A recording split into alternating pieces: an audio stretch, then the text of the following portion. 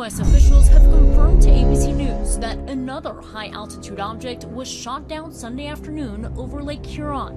According to one official, it was shot down by a U.S. military aircraft. Today's incident comes one day after another unidentified object was shot down on Saturday, according to officials. This one over the Yukon in Canada. I also spoke with President Biden and confirmed together that we will continue to do everything necessary to protect the sovereignty of our shared North American airspace. It also comes on the heels of the U.S. shooting down a suspected Chinese spy balloon off the coast of South Carolina on February 4th after it transversed the United States. Kita ke spy balloon sebentar, lalu kita mendiskusikan sesuatu yang akan membuat kita semua shock. Alien are real and they're coming now. Amerika pertama kali menembak jatuh balon spy milik Tiongkok yang berisi alat surveillance kamera dan transmitter di atas Laut Atlantik. Yang dilanjutkan dalam seminggu ke depannya, 3 lagi ditembak jatuh pesawat tempur Amerika. Total jadi 4 balon mata-mata sudah ditembak jatuh. Tiongkok mengutuk keras serangan Amerika ke balon udara tersebut dengan mengatakan bahwa balon tersebut adalah balon cuaca milik swasta untuk kemanfaatan dunia, untuk data yang akan digunakan untuk melawan perubahan iklim. Lalu ada 4 balon lagi melintas Amerika Latin. Diduga Tiongkok telah mengirimkan lebih dari 10 balon pengintai dengan ketinggian 60.000 feet di atas permukaan laut. Sangat tinggi sekali posisinya, di mana balon-balon tersebut sudah melintasi 40 negara di 5 benua. Secara fakta lapangan, keempat balon tersebut adalah milik Departemen Pertahanan Tiongkok yang ditembak jatuh oleh Amerika dengan peralatan surveillance kamera perekam, transmitter, antena dari perusahaan kontraktor pertahanan Tiongkok, BUMN militernya Tiongkok. Dan bagi dunia,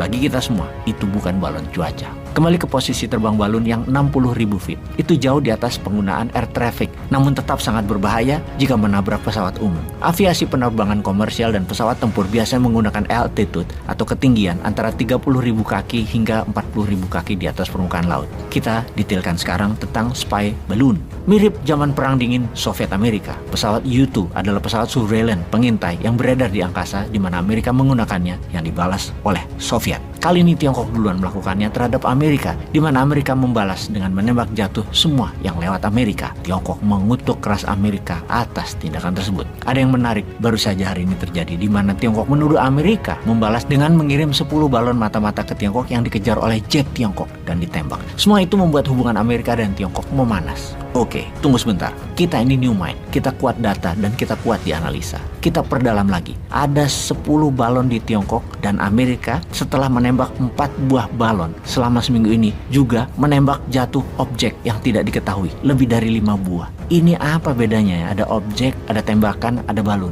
Oke, kita detailkan lagi. Fakta lapangan yang ditembak di Tiongkok dan 5 di Amerika semuanya di ketinggian 30.000 dan 40.000 kaki dan bentuknya berbeda dengan balon pengintai. Di jarak 30.000 dan 40.000 kaki dari permukaan laut harus ditembak memang karena berbahaya bagi dunia aviasi. Tapi itu benda apa? Benda apa yang ada di wilayah udara dunia, terutama di wilayah Amerika dan Tiongkok yang memiliki Space Army, punya angkatan antariksa mereka tersebut. Sekali lagi kita rangkum informasinya. Militer Amerika tembak 5 UFO minggu kemarin. Pesawat jet Tiongkok mengejar UFO di atas provinsi Shandong. Jadi di tengah-tengah perang Amerika-Tiongkok urusan spy balloon, 2 negara adidaya ini ternyata mengencounter temuan baru, unidentified aerial phenomenon. Dan lucunya, sekarang kedua negara tersebut saling tukar informasi tentang UFO. Kita samakan bahasa umumnya dulu sebelum lanjut. Saat ini saintis dan Pentagon tidak lagi menggunakan istilah UFO atau unidentified flying object. Istilahnya sekarang adalah unidentified aerial phenomenon, disingkat UAP. Top Pentagon official melaporkan ada lebih 400 possible UAP encounter dalam 15 tahun terakhir, di mana awalnya Pentagon menduga ini adalah alat Tiongkok, namun makin kesini makin jauh beda. Fenomena bukti awal misalnya ada video di pesawat F-16-nya Amerika, radar footage-nya di tahun 2004 bocor ke publik, yang akhirnya pemerintah Amerika mengakui this is real, UAP